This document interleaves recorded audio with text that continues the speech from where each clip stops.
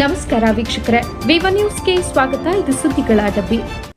ತುಮಕೂರಿನಲ್ಲಿ ಮಾಜಿ ಸಚಿವ ಕೆಎನ್ ರಾಜಣ್ಣ ಹೇಳಿಕೆ. ಕುರುಬ ಸಮಾಜವನ್ನ ಎಸ್ಟಿಗೆ ಸೇರಿಸ್ತಾರೆ ಅಂದ್ರೆ ಸೇರಿಸಲಿ ಬಿಡಿ, ಯಾರು ಬೇಡ ಅಂತಾರೆ. ಆದರೆ ಜನಸಂಖ್ಯೆ ಜಾಸ್ತಿ ಆದಂತೆ ಮೀಸಲಾತಿ ಪರ್ಸೆಂಟೇಜ್ ಅನ್ನ ಹೆಚ್ಚಿಸಬೇಕು. ಸಮುದಾಯಗಳನ್ನ ಎಸ್ಸಿ ಅಥವಾ ಎಸ್ಟಿ ಪಟ್ಟಿಗೆ ಸೇರಿಸುವುದು ತೆಗೆಯುವುದು ಕೇಂದ್ರ ಸರ್ಕಾರದ ಜವಾಬ್ದಾರಿ. ಅದು ಕೇಂದ್ರ ಸರ್ಕಾರದ ಕಾಯ್ದೆ.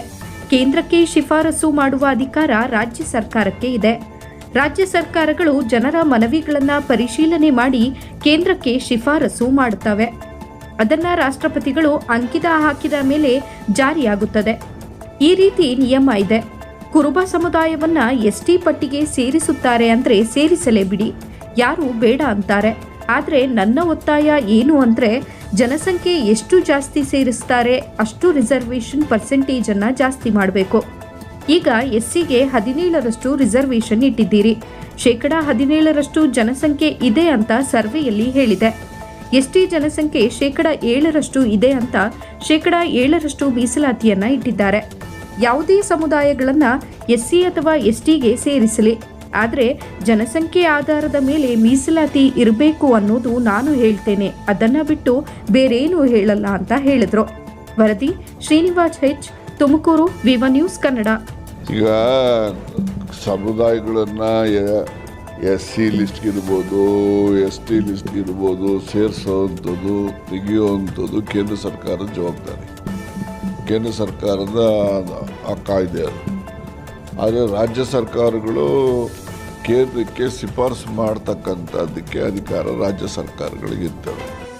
ಅದು ರಾಜ್ಯ ಸರ್ಕಾರಗಳು ಯಾವುದು ಜನಗಳಿಂದ ಏನು ಮನವಿ ಬಂದಿರ್ತದೆ ಆ ಮನವಿಗಳನ್ನು ಪರಿಶೀಲನೆ ಮಾಡಿ ಆ ಪರಿಶೀಲನೆ ಆಧಾರದ ಮೇಲೆ ಕೇಂದ್ರಕ್ಕೆ ಅವರು ಶಿಫಾರಸನ್ನು ಮಾಡ್ತಾರೆ. ಅದು ಇರ್ತಕ್ಕಂಥ ನಿಯಮ ಆ ರೀತಿ ನಡೀತದೆ. ಆದರೆ ಇವತ್ತು ಕುರುಬ ಸಮಾಜ ಎಷ್ಟಿಗೆ ಸೇರಿಸ್ತಾರೆ ಅಂದರೆ ಸೇರಿಸ್ಲಿ ಬಿಡಿ, ಯಾರು ಬೇಡ ಅಂತಾರೆ. ಆದರೆ ಒಂದು ನನ್ನ ಒತ್ತಾಯ ಏನಂದರೆ, ಪಾಪ್ಯುಲೇಷನ್ ಎಷ್ಟು ಜಾಸ್ತಿ ಸೇರಿస్తే ರಿಸರ್ವೇಷನ್ ಪರ್ಸೆಂಟೇಜು ಅಷ್ಟು ಜಾಸ್ತಿ ಮಾಡೋದು. ಈಗ ಎಸ್ಸಿಗೆ ನಾವೀಗ 17% ರಿಸರ್ವೇಷನ್ ಇಟ್ಟಿದ್ದೀವಿ. 17% ಪಾಪ್ಯುಲೇಷನ್ ಇದೆ ಅಂತ ಸರ್ವೆನಲ್ಲಿ ಸೆನ್ಸಸ್ಸಲ್ಲಿ ಹೇಳಿರೋವಂಥದ್ದು. 70%, 7% ಎಸ್ಟಿಗೆ ರಿಸರ್ವೇಷನ್ ಅಂತ ಹೇಳಿ 7% ಎಸ್ಟಿ ಪಾಪ್ಯುಲೇಷನ್ ಇದೆ ಅಂತ ಹೇಳಿ 7% ಇಟ್ಟಿದ್ದಾರೆ. ಇನ್ನು ಯಾವುದೇ ಸಮುದಾಯಗಳನ್ನು ಯಾವುದೇ ಎಸ್ಸಿಗಾರು ಸೇರಿಸಲಿ ಎಸ್ಟಿಗಾರು ಸೇರಿಸಲಿ, proportionate to the population reservation ಇರಬೇಕು ಅಷ್ಟೇ ನಾನು ಹೇಳೋದು. ಅವ್ರು ಬಿಟ್ಟು ಬೇರೆ ಏನು ಹೇಳಲಿಕ್ಕಾಗಲ್ಲ.